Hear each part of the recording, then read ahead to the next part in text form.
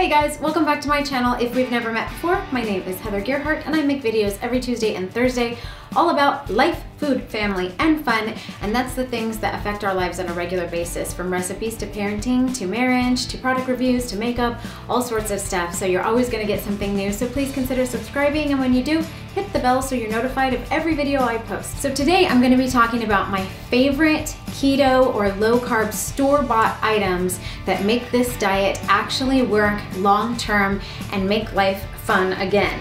So if you want to know what my favorite products are that I purchase, stay tuned and let's do this.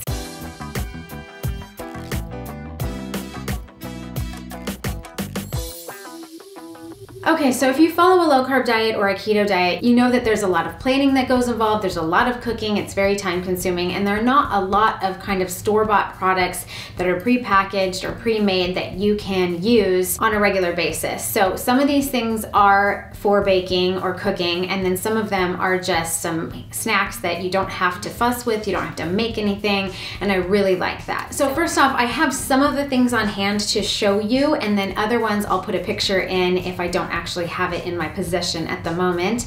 And trust me, if I don't have it, it's being ordered and on its way. Hurry up, Amazon. So I'm going to start with the sweet category, or the things that I use to make some sweets.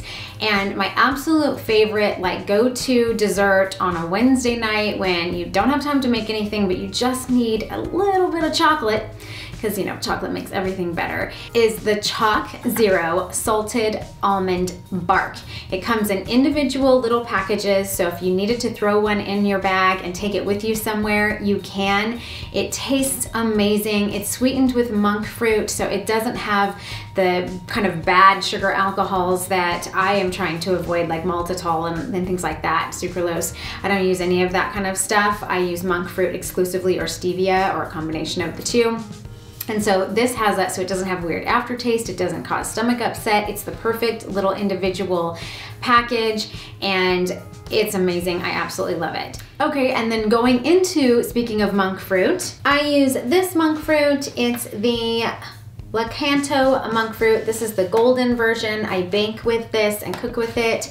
It's non-GMO, zero additives, zero aftertaste, vegan, gluten-free, and a 1-to-1 sugar replacement. And they're right, it does work great. The only thing about this I don't like is that it does not dissolve unless you really cook it. So if you're making like whipped cream or a frosting for a cake, it's not gonna dissolve well. So you have to get the powdered version or the liquid version of this, which they also sell. I'll have everything linked in the description box for what you're looking for. But putting this in coffee or baking with it, making cookies, making cakes, love it. And then if you're baking, everybody loves these Lily's chocolate chips. They're semi-sweet chocolate chips. You can get them on Amazon, you can get them at Market Street, you can get them at Whole Foods. I think Sprouts carries them. So there's definitely different places that you can pick some of these up. I'll have a link in the description for Amazon, but I don't think that's the cheapest. If you can find one local to you, you'll save $3 or $4. But I use those for chocolate chip cookies. I use it to melt and dip in other kinds of things. So pick up some of these Lily's chocolate chips. You will not regret it. Another one is Sugarfree Jello. I put these in cakes to give them more flavor and moistness. You can just make Sugarfree Jello and put some whipped cream on top. This is a really easy, fast go-to. I mean, it's not fast, it takes a few hours to set, but a really good go-to product if you're needing something a little bit sweet and you just want to do something simple. So, awesome.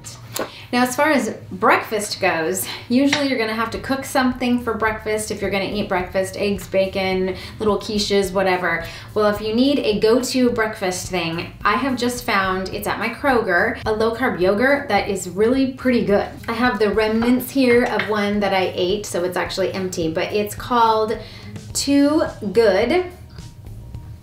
And it has, this one is the mixed berry, it's Greek yogurt, it has 2 grams of sugar, and what's really cool about this is that for the entire package, which is a cup, it's 80 calories, 3 total carbs, and 2 sugars. So you're gonna have 3 carbs for this. Doesn't have any fiber, so you're not gonna take any of that out. Doesn't have any added sugars.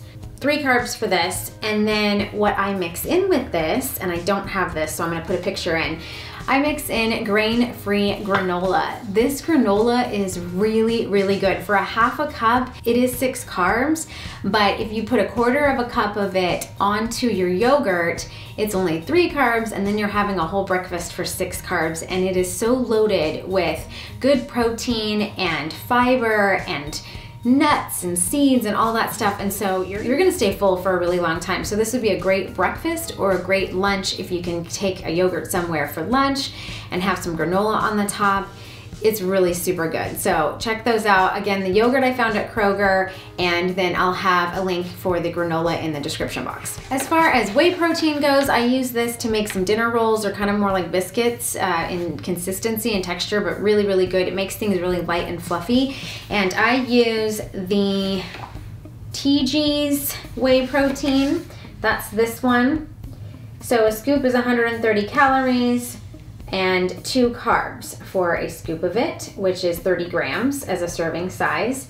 So it doesn't have any soy, no salt, no corn, no yeast, no GMOs, no fillers, no wheat, no starch, no gluten, no added sugars or preservatives, no artificial colors or flavors. So this is the unflavored one, and this is really, really good for making biscuits for dinner or breakfast, biscuits and gravy. If you want a video on how I make these biscuits that are so good, give this video a thumbs up and leave a comment below commenting biscuits. Yes. For almond flour, I use the O Nuts almond flour that I get off of Amazon. I also bake with a lot of oat fiber, which I also get on Amazon, and I will have that linked in the description box. And then I just found this new flour. Oh my gosh, you guys, I need a moment. There's gonna be like angels singing in a moment. If you've not heard of Lupin Flour, you need to get some of this in your life like today. Let me show you it. This is Lupin Flour, and 1/4 of a cup is 74 calories, 12 carbs, 11 of which are fiber. So 1/4 of a cup of this is 1 carb, 1.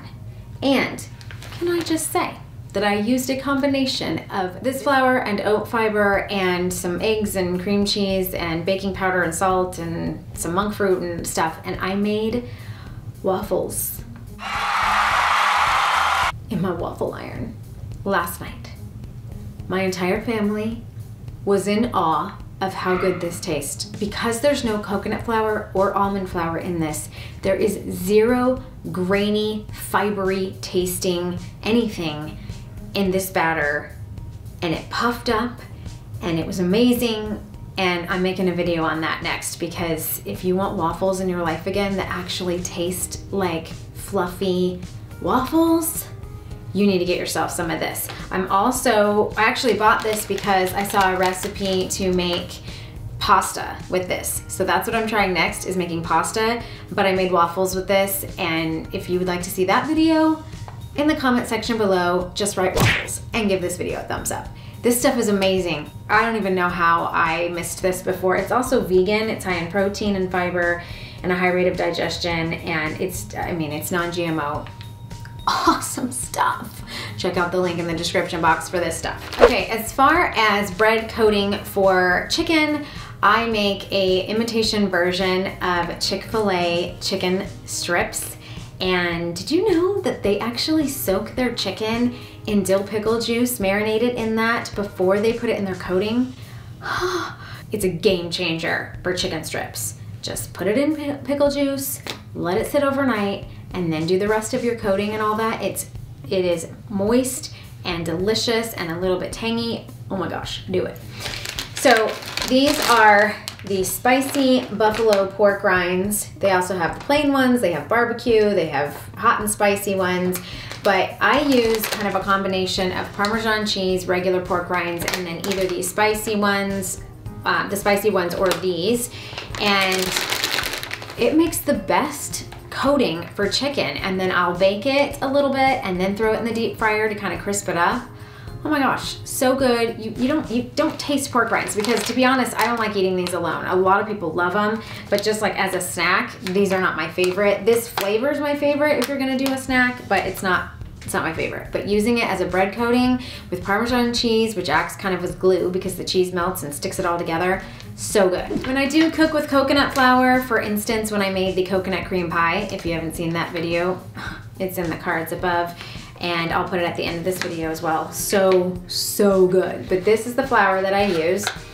This is gluten-free, non-GMO, organic coconut flour, 9 grams of carbs, 6 fibers, so you're gonna get 3 carbs for 2 tablespoons, and this is my go-to for that. As far as bread goes, I like the Love the Taste bread. It is technically 0 carbs. It's great for grilled cheese sandwiches. It does taste a little bit fibrous because it is made with almond flour or almondy like, but it's super great. Love it. Get it at Amazon. The other one that I have found is Sola bread, and that one I got the sesame wheat one. That is really good, but it is gonna set you back 3 carbs for that. So you need to look at those ingredients and decide which ones you wanna do, you know, and kind of, that's not an everyday thing. So, but that is really, really good. It tastes just like a sesame wheat bread. It's soft. It's the closest thing to real bread that I have tasted. It's really, really good. But the Love the Taste is not quite as high in your carbs because it's mostly almond flour and doesn't have some other stuff in there. But either one of those breads are gonna be great. They also make hot dog buns, they make bagels. The Love the Taste Everything Bagel, really good. Definitely worth that. Toast that up, put some cream cheese on it. Slices of avocado, really good. For cake mixes, I'm gonna be putting up a video soon for a strawberry cake. I took my grandma's favorite strawberry cake recipe and ketofied it. And my favorite way to do that is using the Good Dees yellow snack cake mix. If you use one of those, it's gonna make an 8x8 pan of it, and if you wanna make a larger cake, you're gonna need 2 of those cake mixes, but it is so good in this recipe. It doesn't taste grainy and weird. Some of the cake mixes that have coconut flour in it are just a little bit too fibrous tasting to me, and this one doesn't do that at all. So this is a really good one. I get it off of Amazon and I love it. They also have brownie mixes and chocolate cake mixes and all that. I haven't tried any of that yet, but I have tried the yellow snack cake mix and it is amazing. Love it. Tastes the most like a real cake that I have found, and stay tuned for the strawberry cake because whew, it's got the sugar-free strawberry jello in it and fresh strawberries. Oh my gosh. It's a keeper. Also, I love the Trim Healthy Mama Cuffin Mix in the cinnamon spice. I also made a spice cake out of that, and there's a recipe in the description box for that on a video that I made. That's really good with the cream cheese frosting. If you're in kind of the spice cake mood, that's a really good one for that. And finally, if you're in a snacking mood and you really, really need some tortilla chips with salsa, or you want to make nachos or any of the dips that you love, I am sorry, but I have tried so many times to make tortilla chips crispy, crunchy. They're not, they just don't hold up. But Quest Chips makes a Cool Ranch tortilla chip and a nacho. They also have a lime one that is way tart. But those two, the nacho flavor and the Cool Ranch, are so incredibly good with salsa or dip. The nacho is more like Doritos, and so I get the Cool Ranch if I'm looking to make nachos out of it, or if I'm gonna make salsa and just dip it in salsa or guacamole. These chips are super good. Now, I have seen them at GNC and I've seen them at Nutrition, and they're about $3 a bag, $2.79 or something like that. And if you get them on Amazon, you'll have to get a pack of 8 of them. But when you break it down into individual bags, it's about $2.08 a bag. So you're gonna save yourself about 80 cents or so per bag by getting it off of Amazon, and it's worth it.